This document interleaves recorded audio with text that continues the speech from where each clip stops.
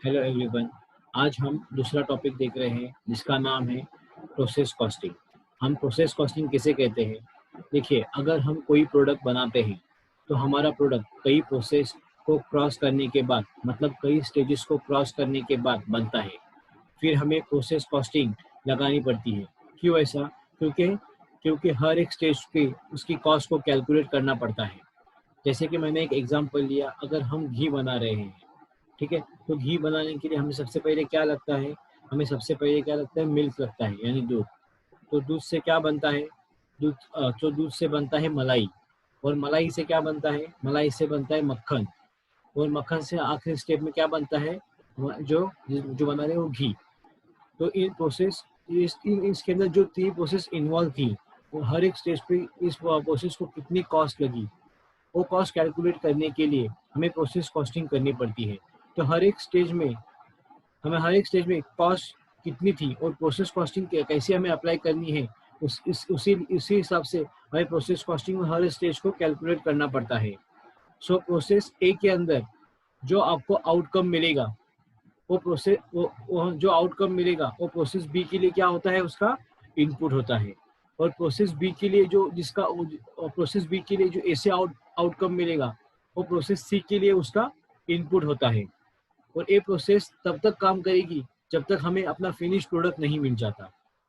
देखिए, इसके अंदर और एक एग्जांपल है कि कोई भी एक मेडिसिन की कंपनी है, वो हर एक स्टेज पे अपना काम परफेक्ट करती है, लेकिन उसके काम करने के उसके जो काम करती है, जैसे कि विटामिन सी और जिंक अभी जो बना रही है कंपनी, तो विटामिन सी के लिए और जिंक के लिए कितने प्रोसेस इन्वॉल्व है, वो देखने के बाद हर एक प्रोसेस में कितनी कॉस्ट लगती है, उसी कॉस्ट को कैलकुलेट करने के लिए हम प्रोसेस कॉस्टिंग अप्लाई करते हैं। ठीक है। और प्रोसेस कॉस्टिंग के अंदर नॉर्मल लॉस, एबनॉर्मल लॉस और एबनॉर्मल गेन होता है। सो हम नॉर्मल लॉस किसे कहते हैं? नॉर्मल लॉस मतलब, अभी मान लो कि मेरा जो प्रोडक्शन है वो उसका यूनिट से 4700 जो यहाँ पे दिया हुआ है, ठीक है। सो 4700 और मेरा इनपुट कितना है? 100%। और उसके अंदर मुझे जैसे दिया हुआ है कि मुझे इसके अंदर 5% का क्या होगा? लॉस होगा। सही है। सो 5% का लॉस होता है, यानी मेरे 100 इनपुट में से 5% मेरा लॉस हुआ, तो मेरा 95% यूनिट बचना चाहिए। तो वो यूनिट अगर बचता है तो हम उसे प्रोसेस कॉस्टिंग कहते हैं, लेकिन ऐसा नहीं होता इसके अंदर, इसलिए हम प्रोसेस कॉस्टिंग कैलकुलेट करते हैं। तो वो 5% नहीं बचता, तो उसे हम क्या कहते हैं? उसे हम कहते हैं एबनॉर्मल कॉस्ट। नॉर्मल कॉस्ट यानी क्या? कि हमें एडवांस में पता होता है कि हमारा नुकसान होने वाला है, उसे हम कहते हैं नॉर्मल कॉस्ट। जो हर एक स्टेज पे और किसी न किसी स्टेज पे हमें उसे नुकसान उठाना पड़ता है। और हम एबनॉर्मल कॉस्ट किसे कहते हैं? जो कॉस्ट हमारे हमें कैलकुलेट नहीं हो पाती। ठीक है। जैसे कि अभी डायरेक्ट हमारे पास बहुत सारा मटेरियल भरा हुआ है, लेकिन वो मटेरियल यूज नहीं हो रहा। क्यों? क्योंकि लॉकडाउन की वजह से वो हमारा प्रोडक्शन कम हो रहा है। तो हम उसे एबनॉर्मल कॉस्ट भी कह सकते हैं, या हमारे नुकसान ज्यादा हो सकता है। और हम एबनॉर्मल गेन किसे कहते हैं? Suddenly we will get profit. जैसे कि एग्जांपल लो, अभी पार्ले जी कि सबसे ज्यादा बिकने वाला बिस्किट अभी जो पार्ले जी बना। क्यों बना? क्योंकि उसको पता नहीं था कि उतना कर पाएगा, लेकिन उसका प्रोडक्शन कम नहीं हुआ, उसका प्रोडक्शन बढ़ा। तो उसकी वजह से उसको एबनॉर्मल प्रॉफिट हुआ। सबसे ज्यादा क्या हुआ? उसे प्रॉफिट हुआ। तो इसी के अंदर हमें देखना है कि हमें प्रोसेस कॉस्टिंग के प्रॉब्लम कैसे होते हैं और हम प्रोसेस कॉस्टिंग कैसे कैलकुलेट करते हैं। ठीक है, लेट्स सी। सो ये पहला प्रॉब्लम प्रोसेस कॉस्टिंग का।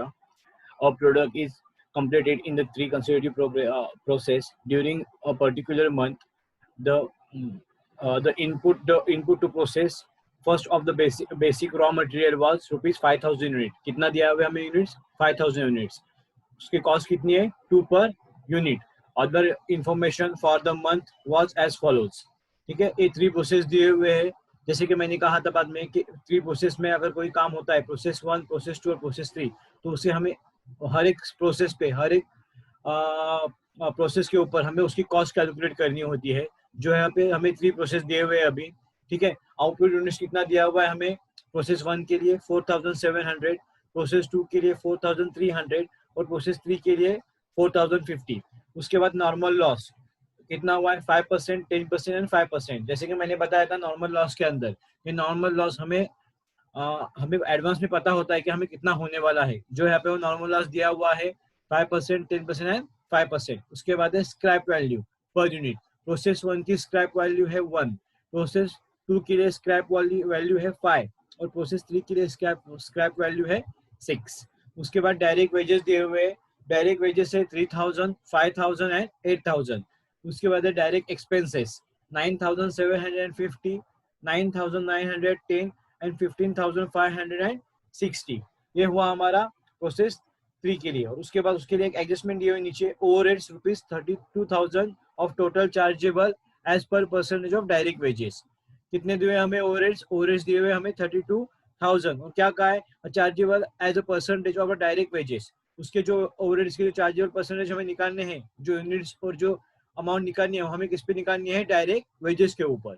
उसके बाद देयर वेर नो ओपनिंग और closing work in progress stock. कोई भी ओपनिंग और क्लोजिंग वर्क नहीं दिया हुआ है इसके प्रोजेक्ट इसके अंदर प्रोग्रेस स्टॉक के लिए।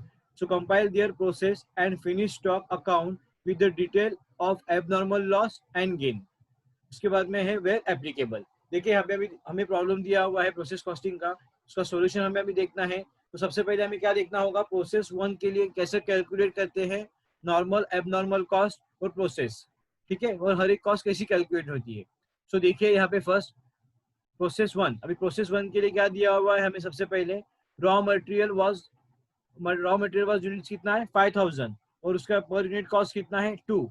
सो प्रोसेस 1 के लिए आएगा रॉ मटेरियल कॉस्ट 5000 यूनिट्स और अमाउंट में कितना आएगा? 10,000। एक ऐसा आएगा 5000 मल्टीप्लाई बाय 2 पर यूनिट। सो कितना हमें मिला? सबसे पहले 10,000, सही है। उसके बाद है डायरेक्ट वेजेस। डायरेक्ट वेजेस हमें एज इट इज दिए हुए हैं यहाँ पे 3000, जो हमने प्रोसेस 1 के लिए लिए 3000। डायरेक्ट एक्सपेंसेस कितने दिए हुए हमें? 9750, जो हमने नीचे लिए यहाँ पे 9750 प्रोसेस 1 के अंदर। उसके बाद है अभी उसके बाद दिए हुए ओवरहेड्स। अभी ओवरहेड्स हमें कितने दिए? 32,000। लेकिन क्या कहा उन्होंने? Total chargeable as percentage of direct wages पे हमें उसको कैलकुलेट करना है। सो डायरेक्ट वेजेस के हमें अमाउंट कितनी है प्रोसेस 1 के लिए? 3000 और ओवरहेड्स दिए हमें 32,000। सो 32,000 मल्टीप्लाई बाय डायरेक्ट वेजेस की अमाउंट जो दिए हुए 3000 डिवाइडेड बाय 16,000। अभी 16,000 कहाँ से आए? तो 16,000 जैसे बताया गया था कि डायरेक्ट वेजेस के ऊपर कैलकुलेट करना है उसकी total of direct wages 3000, 5000 and 8000। 3 + 5 8, 8 + 8 16,000। सो देखिए यहाँ पे ओवरहेड्स 32,000 मल्टीप्लाई बाय 3000 और प्रोसेस 1 की कॉस्ट है। उसके बाद टोटल ऑफ डायरेक्ट वेजेस कितनी है? 16,000। सो 32,000 multiply by 3000 divided by 16,000. So we will get here answer 6,000 for process A. ठीक है। सो ये 6,000 आने के बाद हमें देखना है आगे हमारे टोटल यूनिट्स कितने हुए यहाँ पे? 5,000। तो टोटल है इसकी टोटल 28,750 प्रोसेस ए के लिए, ठीक है। उसके बाद हमें नॉर्मल लॉस निकालना है। हमें नॉर्मल लॉस कितना दिया हुआ है प्रॉब्लम के अंदर? हमें जो पहले से पता था कि हमारी नॉर्मल लॉस 5% आ सकता है, मतलब जो आया है इसके अंदर।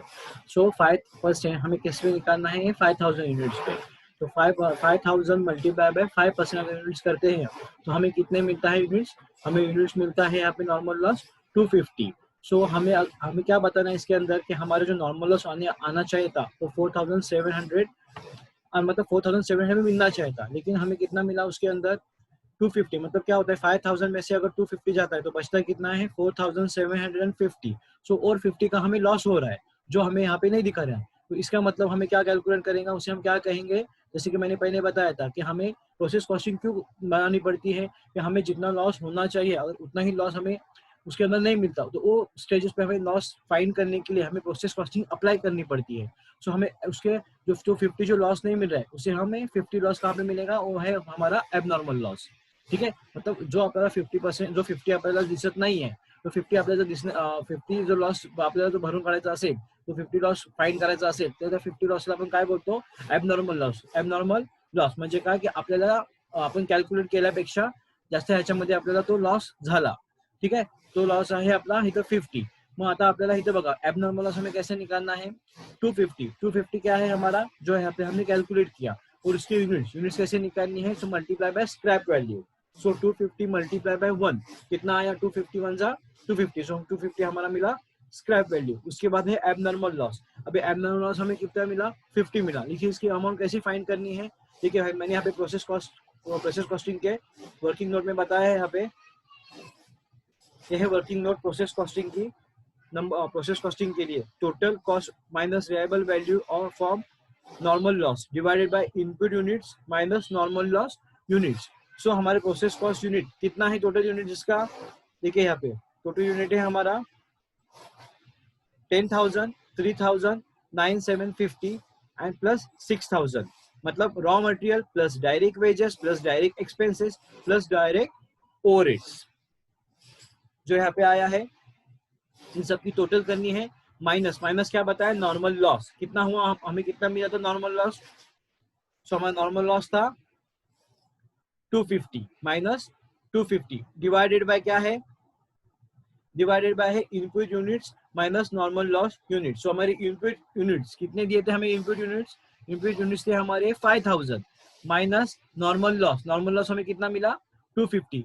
मतलब इन सब का कैलकुलेशन होता है 28,500 plus divided by 5,000 minus 250 we will get 4,750। जैसे कि मैंने बताया था कि हमारा जो 4,700 आना चाहिए था, लेकिन कितना आया 4,750। मतलब और हमें 50 लॉस का क्या हुआ, एबनॉर्मल, उसका एबनॉर्मल लॉस हुआ।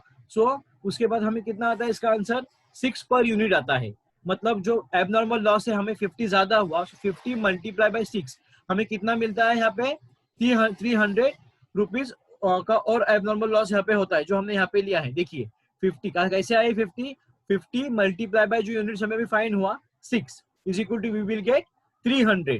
उसके बाद आता है हमारा प्रोसेस कॉस्टिंग 2। जैसे कि मैंने बताया था कि हमें 4,700 फर्स्ट कॉस्टिंग के अंदर हमारा इनपुट आना चाहिए था, जो अभी जाके यहाँ पे आया 4,700। सही है। सो 4,700 मल्टीप्लाई बाय जो अभी हमें यूनिट्स फाइंड हुए, यहाँ पे देखिए 4,700 मल्टीप्लाई बाय हमारे कितने यूनिट्स फाइंड हुए 6 इज इक्वल टू 28,200। यहाँ पे वर्किंग नोट बताइए, फिर से एक बार बता रहा हूँ, जितने हमारे टोटल कॉस्ट है 10,000, 3,000, 9,750 प्लस 6,000 माइनस हमारा नॉर्मल लॉस डिवाइडेड बाय 5,000 हमारा जो रॉ मटेरियल स्टार्टिंग में दिया हुआ है वो, और माइनस नॉर्मल लॉस कितना हुआ 28,500 divided by 4,750 is equal to we will get 6. So value of abnormal cost 50 multiply by 6. ठीक है। उसके बाद है value of output. Value of output कितना है हमारा 4,700 जो प्रोसेस 1 के अंदर दिया हुआ है, मल्टीप्लाई बाय हमें कितना यूनिट फाइंड हुआ है यहाँ पे 6। So we will get 28,200। जैसे कि यहाँ पे आया है 28,200 और हमारा प्रोसेस जो 1 है उसका यूनिट्स है 4,700 जो यहाँ पे दिया हुआ है। ये हमारा हुआ फाइंड 1 प्रोसेस कॉस्टिंग के लिए अकाउंट। सो प्रोसेस 2 के अंदर अभी वो क्या होगा, डेबिट साइड में जाएगा। जैसे कि मैंने बताया था कि प्रोसेस 1 का जो आउटपुट रहेगा वो प्रोसेस 2 के लिए क्या उसका बनेगा, इनपुट बनेगा। देखिए यहाँ पे सो प्रोसेस 2 का आउटपुट प्रोसेस 1 के लिए उसका होगा डेबिट साइड में उसका इनपुट। सो 4,700 और अमाउंट है 28,200 एज इट इज मैंने यहाँ पे ट्रांसफर की। उसके बाद डायरेक्ट वेजेस, हमें डायरेक्ट वेजेस कितने दिए गए प्रॉब्लम में प्रोसेस 2 के लिए 5,000। सही है, यहाँ पे देखिए 5,000। उसके बाद है डायरेक्ट एक्सपेंसेस कितने दिए हुए हैं 9,910 और 2 ओवरहेड्स। सो ओवरहेड्स के कैलकुलेशन के अंदर क्या होता है, ओवरहेड्स दिया हुआ है हमें 32,000 मल्टीप्लाई बाय 5,000। 32,000 हमें प्रॉब्लम में दिया हुआ है हमारा total overheads multiply by wages. Total wages का कितना आता है 5,000 डिवाइडेड बाय 16,000। 16,000 यानी कौन सा हमारा जो यहाँ पे टोटल डायरेक्ट वेजेस दिया हुआ है 3,000 plus 5,000 plus 8,000 is equal to we will get 16,000। So same like process 1 32,000 multiplied by 5,000 divided by 16,000 we will get here the answer in process 2 for total overheads 10,000। सही है। उसके बाद क्या कैलकुलेट करना है, हमें नॉर्मल लॉस कैलकुलेट करना है। सो नॉर्मल लॉस हमें ऑलरेडी यहाँ पे दिया हुआ है सेकंड प्रोसेस के अंदर 10%, 4,700 पे 10% यानी हमें कितना मिलता है यहाँ पे 470। सही है। और 470 के बाद हमें नॉर्मल लॉस की अमाउंट कैलकुलेट करनी है। अमाउंट कैसे कैलकुलेट होती है, जैसे हमने प्रोसेस 1 के लिए किया था उसके स्क्रैप वैल्यू लेके। तो स्क्रैप वैल्यू कितनी है प्रोसेस 2 के अंदर उसकी 5। So 470 multiply by 5 is equal to we will get 2350। उसके बाद हमें क्या कैलकुलेट करना है उसके देखिए यहाँ पे हमारा 470 अगर टोटल लॉस आता है, इसका मतलब क्या होता है कि हमें यहाँ पे गेन हो रहा है। क्यों? क्योंकि 4300 हमारे प्रोसेस 3 में आना चाहिए था, लेकिन हमें 70 जो है वो ज्यादा अमाउंट मिल रही है, तो उससे हम क्या कहेंगे? एबनॉर्मल गेन कहेंगे। सही है। तो सबसे पहले हमें प्रोसेस 3 कैलकुलेशन के लिए जो वर्किंग नोट हमने फर्स्ट के लिए की थी, वैसी वर्किंग नोट हमें प्रोसेस 2 के लिए भी करनी होगी। So process 2 cost per unit is equal to, जो हमें टोटल प्रोसेस 1 से इनपुट मिला है 28,200 plus 5,000 plus 9,190 and plus 10,000 minus normal loss, जो अभी अभी हमें फाइंड हुआ था स्क्रैप वैल्यू निकालने के बाद 2350 डिवाइडेड बाय 4,700, जो हमारा प्रोसेस 1 का आउटपुट है, माइनस 470, मतलब कितना आता है यहाँ पे? 4,230, बल्कि हमें कितना मिलना चाहिए था यहाँ पे प्रोसेस 2 के अंदर? 4,300 मिलना चाहिए था। इसके मतलब 70 हमें, जैसे मैंने बताया, हमें क्या हो रहा है? प्रॉफिट हो रहा है। सो हमें इसको हम क्या कहेंगे? इसे हम कहेंगे एबनॉर्मल गेन। सो एबनॉर्मल गेन का कैलकुलेशन कैसे होता है? यहाँ पे देखिए, ये है 70, उसके बाद कैलकुलेशन करना है 4,700 माइनस 470, जैसे बताया था बाद में, इज इक्वल टू, इन सबकी टोटल आती है 50,760 divided by 4,230 is equal to, we will get 12 per unit cost. So value of abnormal cost हमें कितनी फाइंड हुई थी? कितनी ज्यादा मिली? 70 मल्टीप्लाई बाय आता है 12, so is equal to, we will get 840। So उसके डेबिट साइड में क्या आएगा? प्रोसेस 2 के 70, हमारे एबनॉर्मल कॉस्ट हमें कितने यूनिट मिले? 12 यूनिट।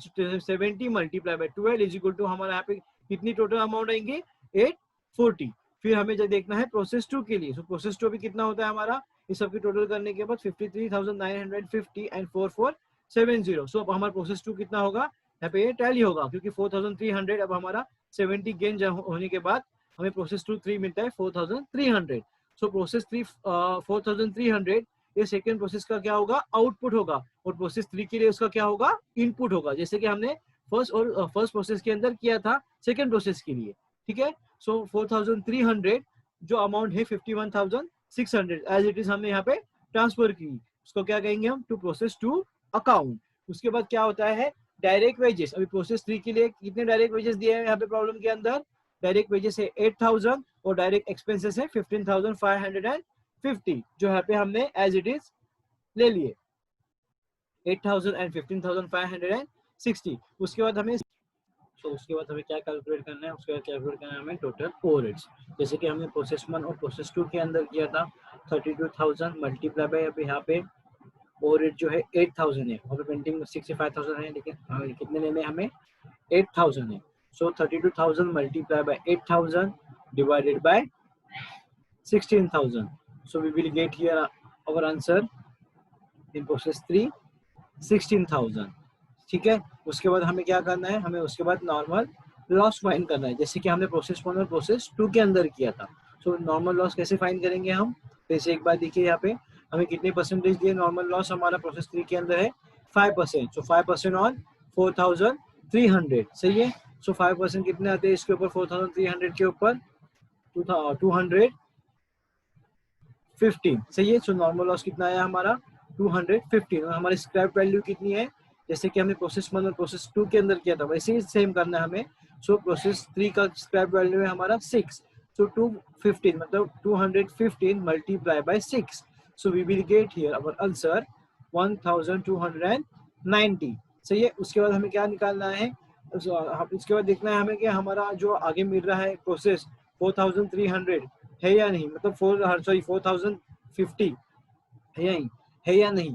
सो इसके लिए हमें देखना है आगे कि हमें कितने का उसके अंदर डिस्टेंस मिल रहा है 35 का, मतलब अगर हमें 35 का इसके अंदर और क्या हो रहा है? और एबनॉर्मल और ज्यादा लॉस हो रहा है, जैसे कि हमने बाद में कैलकुलेट किया था, इसी तरह हमें इसे कैलकुलेट करना है एबनॉर्मल लॉस 35। सो देखिए वर्किंग नंबर नोट 3 के अंदर ये है हमारी working number note 3, cost per unit, जैसे कि प्रोसेस 2 से जो हमें इनपुट मिली है उसकी प्लस 8,000 वेजेस और 15,560 ये क्या हुए हमारे? एक डायरेक्ट एक्सपेंसेस, और उसके बाद में 16,000 हमारे ओवरहेड्स माइनस हमारी जो नॉर्मल लॉस मिले हैं वो डिवाइडेड बाय 4,300 माइनस 215। सही है। सो क्या डिवाइडेड क्या होता है? 89,870 अपॉन कितना मिला 4085, ठीक है। मतलब इस क्या 4030 जहाँ पे आना चाहिए था वहाँ पे कितना आ रहा है 4085, मतलब हमें क्या हुआ 35 का हमें और एबनॉर्मल लॉस मिला, जैसे कि मैंने अभी कहा 35 का हमें क्या मिला एबनॉर्मल लॉस मिला। सो 35 मल्टीप्लाई में हमें कितने यूनिट करने हैं जो यहाँ पे यूनिट प्रोसेस 3 के अंदर दिए हुए। सो 35 मल्टीप्लाई बाय कितना हुआ हमें मिला यहाँ पे 22, so we will get 770 in abnormal की अमाउंट है ये, मतलब कौन सी अमाउंट मिली हमें एबनॉर्मल की 770। उसके बाद में हमें क्या करना है फिनिश गुड्स निकालना है। जैसे कि मैंने बताया कि 2 स्टेप होने के बाद हमें जो थर्ड स्टेप जब तक फिनिश गुड नहीं मिलता, फिनिश स्टॉक नहीं मिलता, तब तक हमें वो प्रोसेस करती रहनी है। सो अभी हमें यहाँ पे फिनिश गुड्स मिला, कितना फिनिश गुड्स मिला हमारा 4050, जो हमें प्रॉब्लम में यहाँ पे दिया हुआ है प्रोसेस 3 के अंदर फिनिश गुड कितना है हमारा 4050, सही है। सो प्रोसेस 3 में हमें देखना है 4050 मल्टीप्लाई बाय अभी कितने मिला हमें यूनिट्स, सो यूनिट से हमारे यहाँ पे 22, सो वी विल गेट 89100।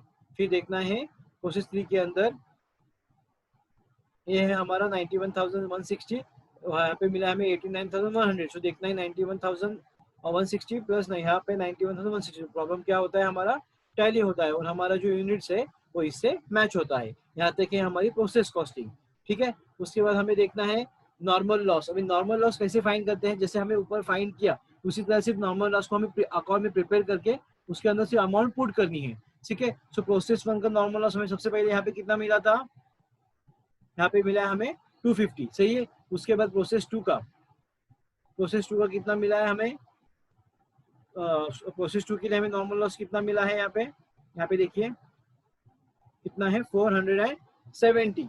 और उसके बाद प्रोसेस 3 का हमें मिला है तो अभी जो हमें फाइंड किया 215, ये हुआ हमारा normal loss of debit side. अभी क्रेडिट साइड में हमें देखना है कि एब नॉर्मल गेन और जो हमें नॉर्मल लॉस मिला है उसे हम एज अ बैंक अकाउंट कहते हैं क्रेडिट साइड में। सो पूरा प्रोसेस ए, प्रोसेस 2 और प्रोसेस 3 ये आएगा हमारे डेबिट में, और नॉर्मल लॉस के क्रेडिट साइड के अकाउंट में हम क्या करते हैं बैंक अकाउंट का यूज करते हैं, सिर्फ उसका नाम देंगे बैंक अकाउंट। सो बाय एब नॉर्मल गेन कितना था हमारा यहाँ पे 70, ये 70 कैसे कैलकुलेट हुआ 470 माइनस एबनॉर्मल गेन कितना मिला था हमें बाद में यहाँ पे 70, सो यहाँ पे अपना कितना आया एबनॉर्मल गेन 70। उसके बाद में बाय अकाउंट ये क्या है हमारा प्रोसेस 1 का एबनॉर्मल प्रोसेस 1 का हमारा नॉर्मल लॉस, और प्रोसेस 2 का हमारा नॉर्मल लॉस कितना हुआ यहाँ पे 400 क्यों, क्योंकि एबनॉर्मल गेन हमें कितना मिला यहाँ पे 70, सो 470 हमें क्या मिला था नॉर्मल लॉस में था, लेकिन उसमें से एबनॉर्मल लॉस हमें कितना था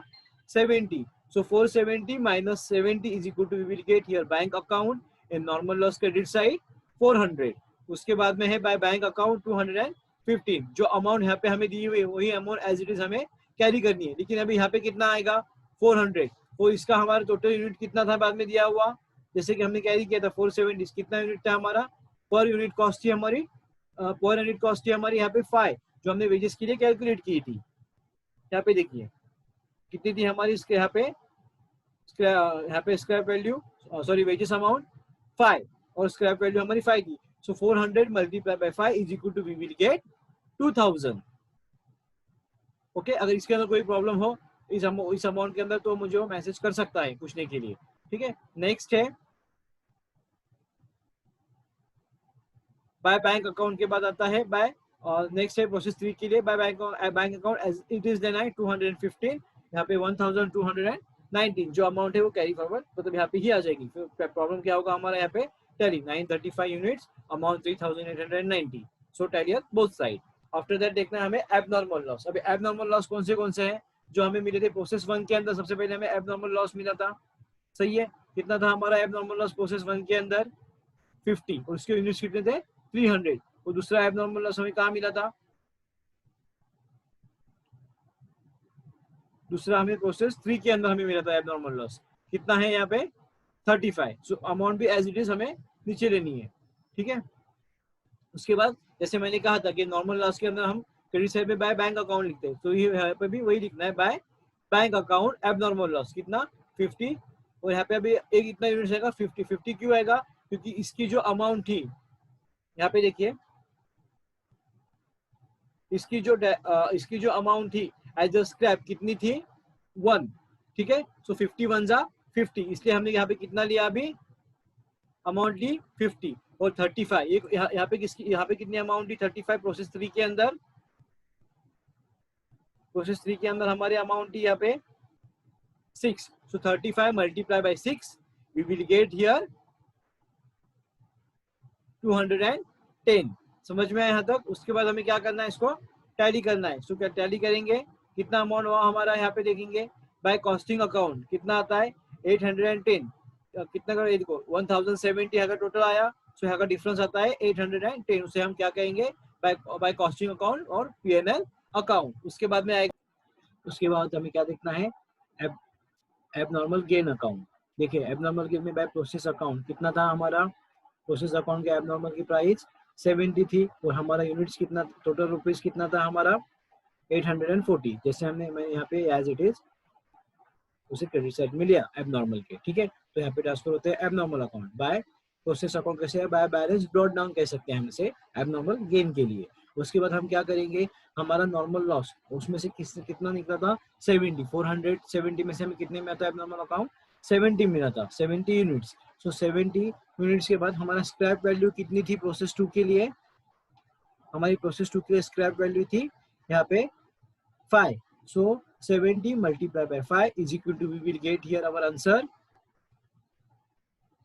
in abnormal gain 350। अभी हमारा इसका हमें इसे डिफरेंस कैलकुलेट करना है, so 840 minus 350 we will get here our answer 490। ये हमारा क्या हुआ, टू कॉस्टिंग पर P&L अकाउंट हुआ। सो हमें ये प्रॉब्लम यहाँ पे टैली होता है 840। ठीक है, अगर इसके अंदर ये प्रॉब्लम के अंदर कोई प्रॉब्लम रहेगा तो आप मुझे मैसेज कर सकते हैं। और फर्स्ट प्रॉब्लम है, थोड़ा कंफ्यूजन होगा लेकिन आगे जाके सॉल्व होगा प्रॉब्लम। और फ्राइडे सैटरडे कोई इसके बारे में आके हम डिस्कस करेंगे। अगर आप कॉलेज में आते हैं तो हम इसके बारे में श्योरली डिस्कस करेंगे प्रॉब्लम के बारे में। ठीक है, थैंक यू।